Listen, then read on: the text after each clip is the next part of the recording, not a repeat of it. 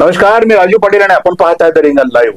मित्रांनो, आजच्या आपल्या कॉफी विथ रिंगण या भागामध्ये आणि ही मालिका सुरू केल्यानंतर पहिल्यांदाच सामाजिक क्षेत्रामध्ये अत्यंत काळजीने किंवा जबाबदारीने काम करणारी एक तरुणी, एक सामाजिक कार्यकर्ता आपल्या स्टुडिओमध्ये आज आपण त्यांना निमंत्रित केलं आणि ती उपस्थित झालेली सुद्धा आहे. खरं म्हणजे सध्या महानगरपालिकेच्या निवडणुका जाहीर झालेल्या आहेत आणि लातूर जिल्ह्यातल्या औसा नगरपालिका जी आहे, ही औसा नगरपालिका ओबीसी महिलेसाठी राखीव ही जागा सुटलेली आहे.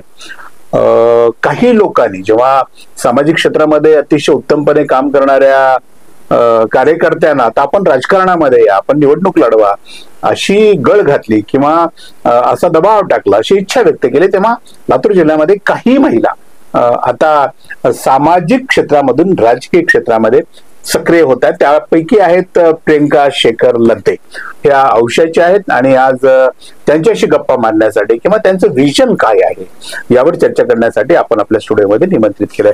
प्रियंका, तुझं रिंगणमध्ये हार्दिक स्वागत. खरं म्हणजे कॉफी विथ रिंगण ही आपली मालिका सुरू झाल्यानंतर पहिल्यांदाच महिला काय म्हणू आपण त्याला की प्रेक्षकांसाठीच एक महिलेला आपण पहिल्यांदा स्थान देतोय आणि प्रेक्षकांसाठी ती महत्वाची पर्वणी असणार आहे. तुझी ओळख करून देताना मी असं म्हणालो की सामाजिक क्षेत्रामध्ये होता, तू राजकीय क्षेत्रामध्ये सक्रिय होतेस. जेव्हा सामाजिक माध्यमावर आम्ही पाहिलं की नगरपालिका प्रियंकाने आता लढवावी किंवा आता प्रियंका उद्याची औसा नगरपालिकेची उमेदवार असेल, भविष्यातली ती नगराध्यक्ष असेल, अशी बरीच चर्चा जेव्हा मी पाहिली आणि त्यानंतर तुला निमंत्रित केलं की खरंच यातलं काय, म्हणजे तू स्वतःहून तशी इच्छा व्यक्त केलीस का लोकांनी तुला ती तशी इच्छा व्यक्त केली, या विविध विषयावर आपण बोलणार आहोतच. सुरुवातीला सामाजिक क्षेत्रामध्ये तू गेली अनेक वर्ष काम करतेस, काय म्हणजे तू कोणापासून ही प्रेरणा घेतलीस की प्रत्येक ठिकाणी जिथं दुःख आहे, जिथं अडचण आहे, अशा ठिकाणी जाऊन त्या लोकांना धीर देणे, त्यांचं दुःख जाणून घेणे, ही जी प्रेरणा आहे नेमकी ही तुला कुठून मिळाली होती? हे बघा, मी प्रथमतः रिंगण मध्ये मला बोलवलं त्याबद्दल मी तुमचे आभार मानते. मला असं सांगायचंय की ज्याचं जळतं त्यालाच कळतं असं म्हणतात ना. माझा एक गरीब वर्गामध्ये जन्म झालेली मी मुलगी आहे. कायम गरिबांमध्ये राहणीमान आणि मग परत त्यांचे काय दुःख असतात, त्यांचे नेमकं अडचणी काय असतात हे मी जवळून पाहिलं आहे. आणि परत मला काय वाटायचं की नाही, आपण आपल्यासारख्या माणसांच्या कामी येणं म्हणजेच खरंच महत्वाचं काम आहे. आणि मग भविष्य आपण तसं तयार करूयात. योगायोगाने देवानी साथ दिली आणि लग्नानंतर मी माझं स्वप्न पूर्ण करायला तयार झाले. आणि त्या दिवशीपासून आजचा काळ हा 9वं वर्ष चालू आहे की माझा प्रत्येक दिवस समाजासाठी लिहिलेला आहे, युवकांच्या भविष्यासाठी लिहिलेला आहे, महिलांच्या अडचणीसाठी लिहिलेला आहे, कॉलेजमध्ये शिकणाऱ्या प्रत्येक पोरींसाठी माझं ध्येय ठरलेलं आहे की मी तुमच्या कामी पडणार. मग ते राजकारण असो, समाजकार्य असो, माझं ते असणारच. मग तिथून आता पुढे प्रवास हा राजकीय माझा आता जो वर्ग मला आहे. तुला असं विचारलं होतं की या क्षेत्रामध्ये काम करताना तुझ्या डोळ्यासमोर कोण आदर्श होता का महाराष्ट्रातला, सामाजिक क्षेत्रामधला, म्हणजे कोणाला पाहून तू अशा प्रकारची प्रेरणा घेऊन सामाजिक जीवनामध्ये आली? मी तेच सांगतेय की मी माझ्या बापाला पाहून मी समाज कार्यामध्ये आली आहे. माझा एक शेतकरी बाप, शेतकऱ्यांसाठी लढलं पाहिजे. मी प्रत्येकांना सांगतो की बापासाठी लढा, जो बापासाठी लढू शकतो जगात काहीही करू शकतो. आणि मग माझी प्रेरणादायी तोच व्यक्ती आहे आणि माझी तिथून झालेली ही सुरुवात. तू 9 वर्षापासून सामाजिक क्षेत्रामध्ये काम करतेस, अशा काही गोष्टी तुला आठवत आहेत का तिच्या खूपच तिथं तू प्रत्यक्ष गेल्यानंतर तुझ्या डोळ्यामध्ये ते पाणी चाललं ती घटना बघून किंवा तो प्रसंग बघून? असं खूपदा होतं, पण एक ताजीच घटना मी तुम्हाला सांगते. एक हायवेवर रोड ऍक्सिडेंट झाला. एक मुलगा आणि मुलगी हसेगावचे ते एक्सपायर झाले आणि मी दुसऱ्याच दिवशी त्यांच्या घरी भेट द्यायला गेले. परिस्थिती की म्हणजे 2च मुलं आणि दोन्ही मावळ आणि एकदम बेकार. आणि मी जेव्हा त्यांच्या आईच्या डोळ्यात पाणी बघत होते ना, तेव्हा मला असं वाटत होतं की नाही, नर्क काय असतं तर हे असतं. नर्क काय आहे जगताना तर खरंच या आईच्या डोळ्यामधलं पाणी, आणि ते माझ्यासाठी खरंच हे होतं. आता तू त्या सामाजिक क्षेत्रामध्ये तू आहेस, म्हणजे तू सामाजिक कार्य सोडलंय असं मला म्हणायचं नाही, ते तू अविरतपणे करतच राहणार आहे. परंतु औसा नगरपालिकेच्या नगराध्यक्ष पदाच्या उमेदवारासाठी तुझं नाव प्रियंका पुढे आलो कुठून? कोणी आणलं? तू स्वतः आणलीस? तुझ्या मिस्टरांनी शेखरने आणलं किंवा समाजाने आणलं? काय कुठून आलं तुझं नाव पुढे अचानकपणे?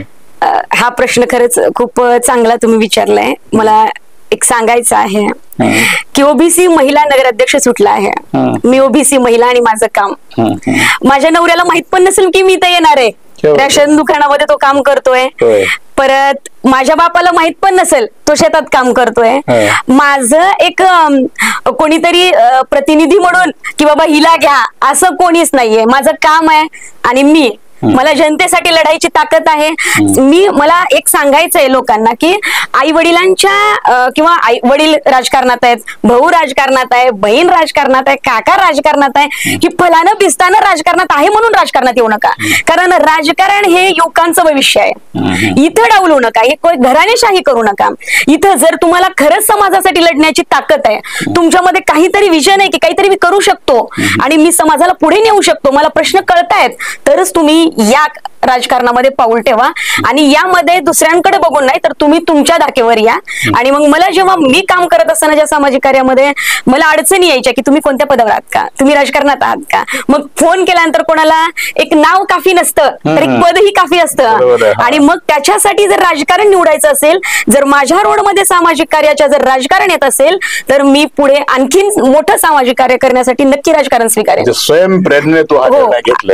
हा निर्णय मला माझ्यावर जो प्रेम करणारा वर्ग आहे ना त्यांनी घ्यायला लावला की तुला हे करायचंय आणि तिथपर्यंत जाण्याचंही त्यांचंच. राजकारणामध्ये एखादा पक्ष, एखादी संघटना पाठीशी असावी लागते, मग तो पक्ष उमेदवारी देतो, चिन्ह देतो. मग तुला काय वाटतं, तुला कुठला पक्ष आता उमेदवारी देणार किंवा तू कोणाकडे उमेदवारी मागितलीस? बघा, मला असं वाटतं की आता ते सांगणं काय 4-5 दिवसात सगळ्यांना कळेलच की मी कोणाकडे उमेदवारी मागितली, कोण खरंच मी ते योग्य पक्षाकडेच उमेदवारी मागितली आहे. नाही आणखी आताच नाही, गुपित आहे. लवकरच मी त्यांनी नाही दिली तर दुसरीकडे टांग मारायला जागा राहील. नाही मी अशातली नाही. मी तेच सांगते की माझा घराणा राजकीय नाही. मी काल बी समाजसेवा करत होते, आज बी समाजसेवा करीन. मला कोण म्हणणार आहे का किंवा तुझा बाप ह्याच्यात होता आणि तू पुढे जायला पाहिजे होतं, तुला नाही मिळालं तू टांग मार, असल्यातली आज नाही, आजही नाही तरी मी इथं आहे एका चांगल्या नामांकित पत्रकारांसोबत मी बोलतेय. ह्याच्यापेक्षा अजून काय पाहिजे? मी सांगते की शेतात काम करणाऱ्या पोरीला जर आज इथं बसायची जागा मिळते तर आम्हाला यही काफी आहे. बाकीचं बघू पुढे. तू काही नामांकित राजकीय पक्षाकडे उमेदवारी मागितलीस, आता त्याने ते द्यायची अधिकृत घोषणा वगैरे हा वेगळा विषय भविष्यामध्ये होऊ शकतो. गृहीत धर प्रियंका की तू ज्यांच्याकडे उमेदवारी मागितलीस त्यांनी तुला नाकारलं तर? हे बघा, मला जर त्यांनी नाकारले तरी मी एकजुटीनं त्या पक्षासोबत राहण्याचं काम करेन. का जर मला असं वाटतं की त्यांनी माझ्यापेक्षा जर चांगलं नेतृत्व देत असेल तर कायम त्यांच्यासोबत राहायचं. मलाच पाहिजे यातली बाई मी नाही. मी सांगते ना, राजकीय घराणा नाही, त्याच्यामुळं माझ्यापेक्षा जर जास्त चांगल्या समाजापर्यंत पोहोचणार असेल. राजकीय विचार आहे हा, म्हणजे तू एकीकडे सामाजिक क्षेत्रातून पुढे आलीस आणि जनतेच्या प्रश्नासाठी मला लढायचं तर म्हणतेस, एका पक्षाकडे उमेदवारी मागितली म्हणते, त्यांनी नाही दिला तर त्यांच्या बरोबर मी निष्ठेय नाही म्हणते. कुठल्या पक्षाची आहेस तू? नाही मी ते म्हणत नाहीये. तर जर तो कॅन्डिडेट चांगला असेल, माझ्यापेक्षा चांगला प्रश्न जर समाजापुढे मांडू शकत असेल, माझ्यापेक्षा हुशार असेल तर नक्की त्याची साथ देऊया ना. औषध किती कॅन्डिडेट आहेत तुझ्यापेक्षा चांगले तुझ्या पाहण्यातले? मी असं हे नाही सांगू आहेतच का नाही ते तुम्हाला माहिती. आता ते जनतेला माहिती, जनतेला कोल माहिती आहे, सगळ्याच जनता हुशार आहे. म्हणजे समजा अपक्ष म्हणून लढण्याचा काही विचार तुझा? मी असं नाही करू शकत. मी तुम्हाला सांगते की मी नाही असं करू शकत. बरं, ग्रहित धर प्रियंका, तुला त्या पक्षाने तुझं टॅलेंट, तुझं आजपर्यंतचं काम, तुझी धडाडी, या सगळ्या गोष्टी बघून तुला जर उमेदवारी द्यायचं निश्चित झालं तर माझं आजच एका भारतीय जनता पार्टीच्या ज्येष्ठ नेत्याबरोबर माझी चर्चा होती. थोडासा स्वभाव मलाही लागलाय तुझ्या गोष्टीचा, पण मी तू झाकून ठेवतेस तर मी काही उघड करणार नाही. पण ते म्हणत होते शक्यता आहे, विचार चालू आहे वगैरे, हे राजकारणातल्या गोष्टी. ग्रेट धर, तुला खरंच उमेदवारी मिळाली, काय तुझं विजन काय आहे औसा नगराच्या विकासासाठी? काय कुठले विषय घेऊन तुला पुढे जायचं आहे? बघा, पहिला विषय माझा नगराध्यक्ष पदाविषयी जर विचार करायचा असेल तर पहिला विषय असेल की आपण आधी घराणेशाही मिटवूयात. जो घराणेशाही आहे ती मिटूयात, जेणेकरून आमच्यासारख्या गरीब लोकांना राजकारणात येण्याची संधी मिळेल. जो समाजासाठी काम करतोय, खरं सतरंज उचलतोय, समाजाच्या एक भावना त्यांना कळतायत, त्यांना जर एक मार्ग मिळत असेल तर घराणेशाही उतरणं आधी महत्वाचं आहे. आणि मी ठामपणे ते करू शकते. याच्यात मला असं वाटतंय की पैसाच सगळ्या गोष्टी नसतो, बाकी दुसरा विषय राहिला युवकांना पुढे कसं न्यायचं, याचं एक विजन ठरवलं पाहिजे की युवक आपले मागे नाही राहिले पाहिजेत. त्यांना काहीतरी लालूच दाखवून तुम्ही जिंकू नाही शकत. जर त्यांची पिढी सुधारायची असेल तर त्यांना कुठंतरी लावलं पाहिजे, कुठंतरी त्यांचं काम ऐकलं पाहिजे, कुठंतरी त्यांना त्यांच्या भावना, त्यांची सुद्धा विजनचा आपण विचार केला पाहिजे. एक माझा आहे. नंबर 2 राहिला विकासाचा विषय. ज्या पक्षात मी जाईन तो विकास करणाराच पक्ष असणार आहे, त्याबद्दल तर काही प्रश्नच नाहीये. परत राहिला महिलांचा विषय. महिलांना साडी चोळी देऊन तुम्ही त्यांचं भविष्य नाही उजळू शकत. थांबवतोय ते. मी वाचलं होतं काही वर्षापूर्वी ते राष्ट्रवादी काँग्रेस पक्षामध्ये तू पदाधिकारी होतीस. हो नक्की. मी पदाधिकारी म्हणून जिल्ह्याचं बॉडीवर मी होते. सुप्रियाताई सुळे आणि रुपाली चाकणकरांचं मी नक्की आभार मानेन की त्यांच्या थ्रू मी 1300 महिलांपर्यंत पोहोचलं. 920 विद्यार्थ्यांची मी कामं केली. त्यांच्या थ्रू मी कोणत्याही विद्यार्थ्यांना कसल्याही अडचणी येत असतील, कॉलेजमध्ये असेल, शाळेमध्ये असतील, तर त्यांना मी सोडवण्याचा प्रयत्न केला. आणि प्रत्येक सामाजिक कार्यामध्ये मी एक समाजकार्यच म्हणून राजकारणाचा वापर केला. का सोडली राष्ट्रवादी काँग्रेस? कसं असतं, काही मधल्या गोष्टी असतात की नाहीच पटलं. कोणाशी पटलं ते नाही, ते पटलं नाही, रुपाली चाकणकरांशी पटलं नाही का स्थानिक नेतृत्वाशी पटलं? तेच सांगते ना मी. ते येणाऱ्या काळात कळेल की माझं नेमकं म्हणजे कोणासोबत पटलं नाही हे तुम्हाला येणाऱ्या काळामध्ये कळेलच. सगळंच आज नको ना. त्याच राष्ट्रवादी काँग्रेसच्या जिल्ह्याचे जे ग्रामीण अध्यक्ष आहेत अफसर शेख, राष्ट्रवादीचे प्रमुख आहेत, आणि औसा नगरपालिकेवर त्यांचं अनेक वर्षापासूनचं वर्चस्व आहे. उद्या तुला त्यांच्याबरोबर लढायचंय. तुला काय वाटतं, तू लढणार त्यांच्याबरोबर? मला त्यांच्याबरोबर का लढावं लागेल ना. मला ओबीसी महिलेसोबत लढायचंय, त्यांच्या पक्षाबरोबर. मी तुम्हाला सांगते ना, इथं मी शेखर लद्देची बायको म्हणून नाही आली, मी एका शेतकऱ्याची पोरगी म्हणून आली आहे. तर तसंच तुम्ही पुढे पण ओबीसी महिला ही मला जबानाला जबान देणारी पाहिजे. मला तिचा बाप राजकारणात आहे, तिचा भाऊ राजकारणात आहे, ही समाजाला नकोच आहे, ही जनतेला नकोच आहे. ज्या खुर्ची कुणासाठी सुटले? ओबीसी महिला म्हणून सुटले, तर ओबीसी महिलाच उत्तर द्यायला पाहिजे. मग बाप हे ते नाही तर आमचा बाप शेतात राहतो बघा, आमचा नवरा राशनच्या दुकानात आहे, मग उत्तर द्यायला त्याने येणार नाही. स्पष्ट माझं जे आहे ते आहे, आणि मी त्याच व्यक्तीशी बोलणार. राष्ट्रवादी काँग्रेसकडनं अफसर शेख यांची पत्नी किंवा त्यांची बहीण किंवा त्यांची पाहुणी किंवा त्यांच्या महाविद्यालयातली एखादी अत्यंत जवळची पाहुणी मैदानात येते असं कळलं, त्यावरच तू फाईट करणार आता? खूप श्रीमंत लोक आहेत ते, कोट्यावधी रुपये खर्च करतात. पैशाची काय तरतूद केलीस? हे बघा, जर ना पैसाच डोक्यात ठेवून पुढे जायचं असतं ना काका, तर आवर्जून मी सांगेन की एक चहा विकणारा माणूस पंतप्रधान राहिला नसता. आणि कायम अलीकडे थोडस बीजेपीकडे असं नाही, एक उदाहरण म्हणून सांगते मी. त्यांनी चहा विकल्याचं अजूनही सिद्ध झालेलं नाही प्रियंका. असं म्हणतात ना, ग्रहित तर मग त्याने पण पैसा खूप आहे म्हणून कुठे सांगितलंय? तुम्ही पण ग्रहितच धरून बोलतायत ना, मग मी पण तशीच आहे म्हणून समजा.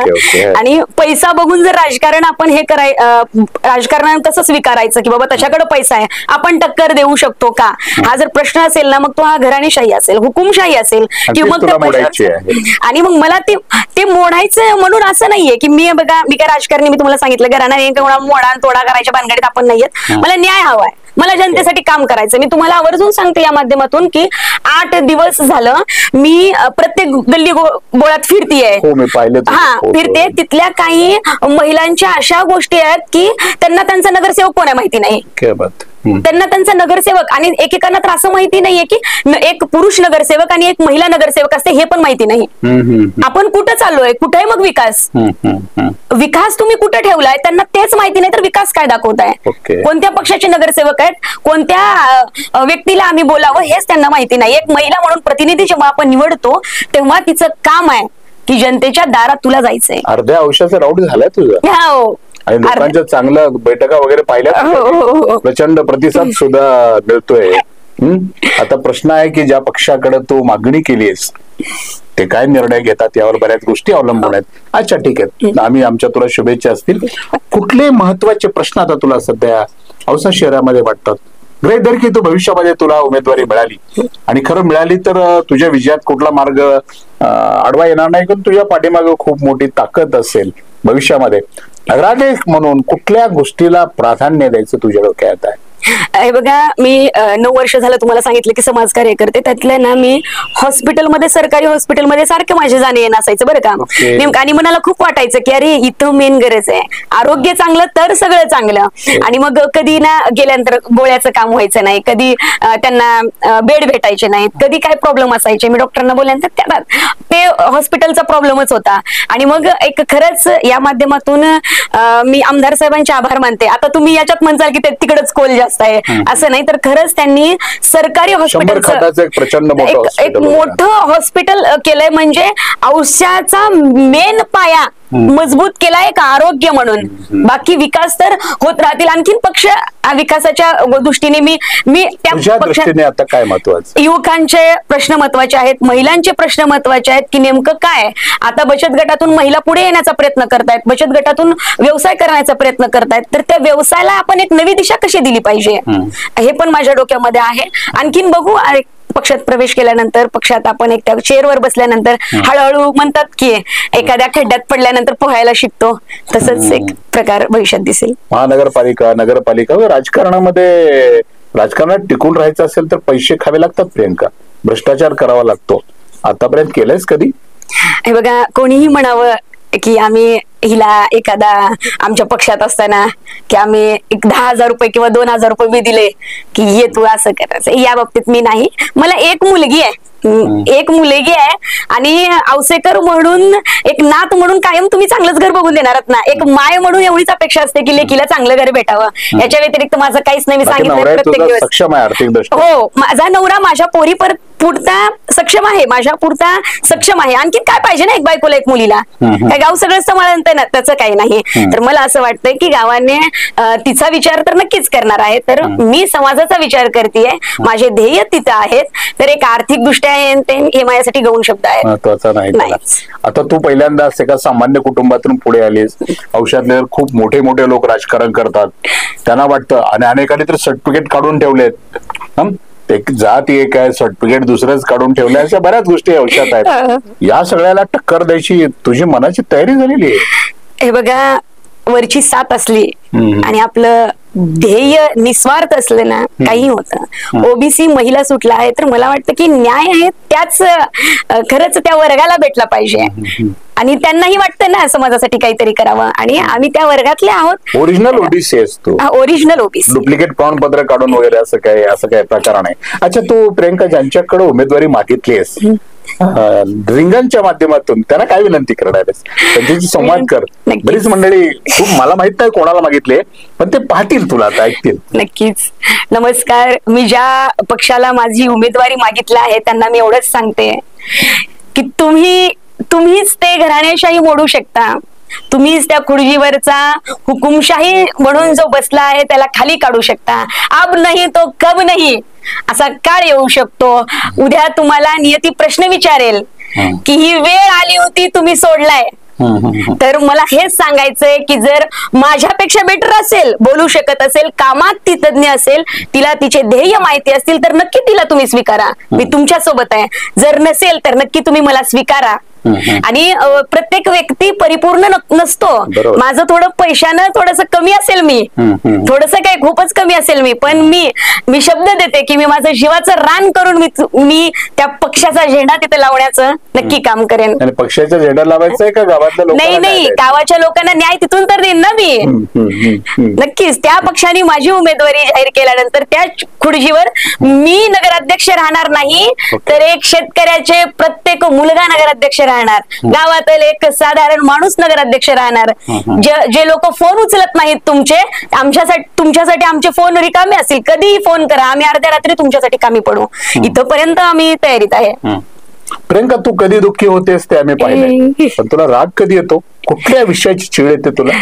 हे बघा, मला ना गरिबांसोबत अन्याय झाल्यानंतर राग येतो. ते कोणीही असो, मला माहिती नाही काय आहे, काय माझ्यामध्ये हे आहे, पण असं होतं की कुठेतरी अन्याय झालाय, जरी तो दुश्मन असू द्या, तरी मला वाटतं की नाही रे, इथं नाही व्हायला पाहिजे होतं, इथं अन्याय त्या व्यक्तीसोबत नाही व्हायला पाहिजे. ते मन दुखतं आणि तेव्हा राग येतो की अरे ही आपण नाही दूर करू शकत, आपण नाही केलं, याच गोष्टीवर येतं. आणि रागाचं असं काही नाहीये. तुझ्या नवऱ्याचा शेखरचा व्यवसाय काय आहे? रेशन दुकान आहे. त्या गरिबांशी त्या राशन दुकानाचा खूप संबंध येतो प्रियंका. हो ना, हो ना, हो ना. आणि ती पण एक सेवाच आहे. म्हणजे कुठल्या गरीबावर कधी अन्याय शेखर कडून झाला नाही किंवा झाल्याचं तुझ्या लक्षात आलं नाही? याच्यावर मी तुम्हाला खरंच आवर्जून सांगू इच्छिते. एकदा काय झालं, एक महिला फोन लावली आणि ज्या दुकानात आम्ही रेशन घेतो ना, 3 दिवस झालं त्यांनी आमचा फोन उचलना झालेत आणि किती फोन करायलो असं म्हणल्यानंतर मी म्हणले हो का, आणि त्या रेशन दुकानामध्ये जावा आणि मला फोन करा. मला काय माहिती ती माझ्या नवऱ्याचंच रेशन दुकान असेल. आता गेली ती महिला आणि फोन दिली. माझा नवरा फोनवर हा हॅलो, त्याला सांगितलं गेलं ना की प्रियंका लद्दे बोलणार आहेत. तर हा हॅलो बोल. मी म्हणले हा त्यांचा तुम्ही 3 दिवस झालं फोन का उचलत नाहीत, मी प्रियंका ताई लद्दे बोलतीये. तर 3 दिवस तर माझ्या मुलीला बरं नव्हतं आणि आम्ही असंच हॉस्पिटलमध्ये होतो 3 दिवस, त्याच्यामुळे त्यांचं दुकान बंद होतं. तर माझे पण काही प्रॉब्लेम्स असतात मॅडम, आणि त्यामुळे माझ्या मुलीला बरं नव्हतं म्हणून मी तिच्यासोबत हॉस्पिटलमध्ये होतो. तरी मी त्यांची सेवा मी आता त्यांना देताच आहे की हे असं एक उदाहरण मी तुम्हाला या माध्यमातून सांगू इच्छिते. मला असं वाटतं की माझ्या नवऱ्याने मला कधी समाजकार्य करताना रोखलं नाही, कधीच नाही बरं का, कधीच. तुला इच्छा आहे ना तू कर. याच्यामध्ये माझ्या सासूचा पण खूप मोठा हात आहे की माझ्या मुलीला एक आई सारखं त्या सांभाळतात. तू तुझं ध्येय पूर्ण कर. एक साथ लाभलेली आहे कायम. औषेकर नागरिकांना, औषधातल्या सगळ्या जनतेला रिंगणच्या माध्यमातून तू काय आवाहन करतेस उद्याची निवडणूक डोळ्यासमोर ठेवून? मी औषेकरांना एकच विनंती करेन की मानसिकता बदला. मी परवाच्या पण एका ह्याच्यामध्ये सांगितलं की राजा वो नहीं बनेगा जो राजा का बेटा है, जिसके पास बहुत सारा है ना वो राजा नहीं बनेगा.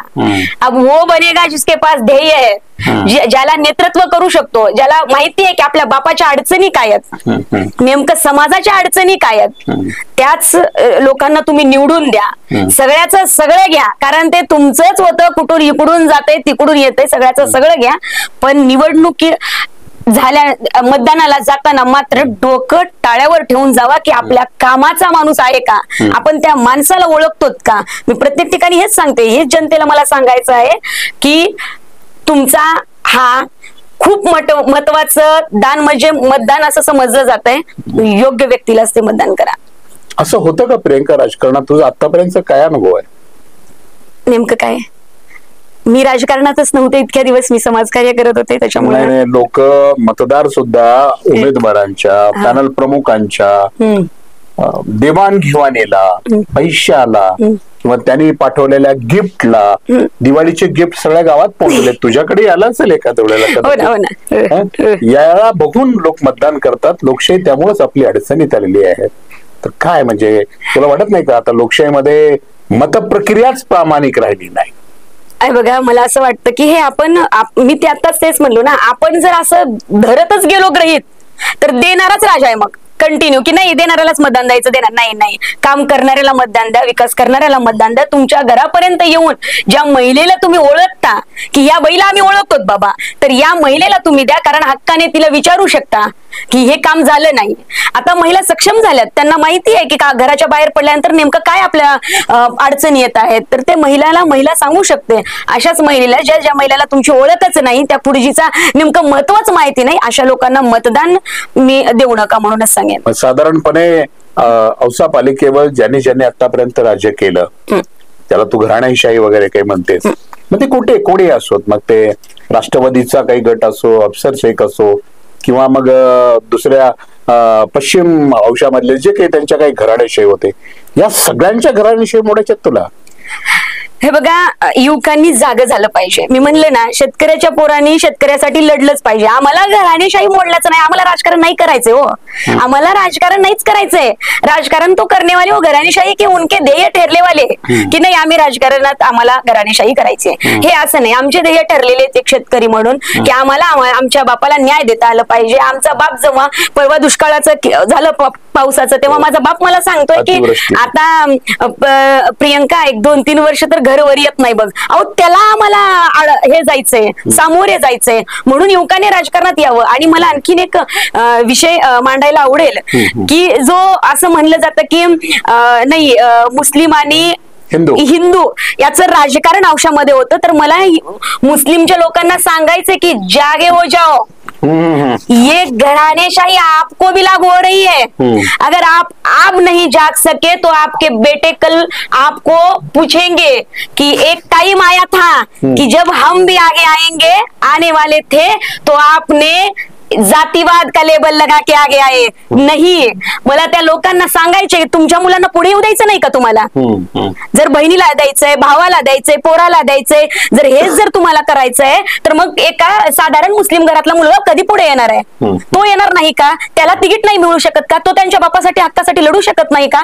आपण एक त्या समाजापुढे प्रश्न आहे. इसलिए मैं कहूंगी जुड़ जाओ मेरे साथ, सब मिलकर लड़ेंगे और दिखाएंगे कि क्या होती है राजकारण और क्या होती है लोकशाही. तर मित्रांनो, ही होती प्रियंका. प्रियंकाची तडप तुम्ही पाहिली, तिचे विचार पाहिले, तिची धडाडी पाहिली. राजकारणामध्ये जी घराणेशाही आहे, ही घराणेशाही कुठल्याही किमतीमध्ये मोडून काढायची अशा प्रकारचा निर्धार सुद्धा तिचा पाहिला. खरं म्हणजे अतिशय सामान्य कुटुंबातली ती आहे. वडिलाची परिवार फॅमिली माझ्या खूप संबंधातल्या ओळखीच आहे. किंवा तिचे पती शेखर लद्देंचं जे घर आहे हे काही फार मोठं श्रीमंत किंवा गर्भश्रीमंत घराणं नाही, सामान्य कुटुंबातली ही मुलगी आहे. सामान्य कुटुंबातलीच ही सून सुद्धा आहे. परंतु तिने विचाराने आता इतकी प्रगल्भ झाली की विचाराने किंवा समाजातल्या विविध घटकांशी तिचा जेव्हा जेव्हा संवाद होतोय, त्यांचे दुःख वेदना दारिद्र्य या सगळ्या गोष्टी बघून तिच्यामध्ये प्रचंड मोठी ताकद आलेली आपण आता बघतो आहोत. जाहीरपणाने तिने आवाहन करते, जाहीरपणाने एखाद्या विषयावर आपलं मत व्यक्त करते. आणि उद्या जर अशी तरुणी औषधाच्या नगराध्यक्ष पदापर्यंत पोहोचली किंवा ज्यांना कोणाला तिने उमेदवारी मिळाली अशा लोकांनी ताकद पाहून प्रियंका सारख्याला जर औषधाच्या नगराध्यक्ष पदावर बसवलं तर औषधाचे दिवस बदलायला वेळ लागणार नाही असं म्हटलं तर ती अतिशयोक्ती होणार नाही. प्रियंका, आमच्या विनंतीला मान देऊन तू आमच्या स्टुडिओमध्ये आज आलीस. अतिशय तडफदार असं म्हणजे तुझे विचार तू व्यक्त केलेस आणि जनतेला सुद्धा आवाहन केलंस. मी रिंगणच्या वतीने तुला शुभेच्छा देतो की तू ज्या पक्षाकडे तिकीट मागितलेस त्यांनी तुला द्यावं. तिकीट दिल्यानंतर तू विजयी व्हावं आणि विजय झाल्यानंतर नगराध्यक्ष पदावर विराजमान झाल्यानंतर पुन्हा एकदा तुला कॉफी विथ रिंगण या आपल्या कार्यक्रमात बोलण्याची संधी मिळावी अशा शुभेच्छा मी तुला देतो आणि तुझे मनपूर्वक आभार व्यक्त करतो. धन्यवाद. तुमच्या शुभेच्छा मी पेढ्यासारखे स्वीकारल्या आहेत आणि नक्कीच मी एक नगराध्यक्ष म्हणून आपण पुढची भेटूयात. धन्यवाद.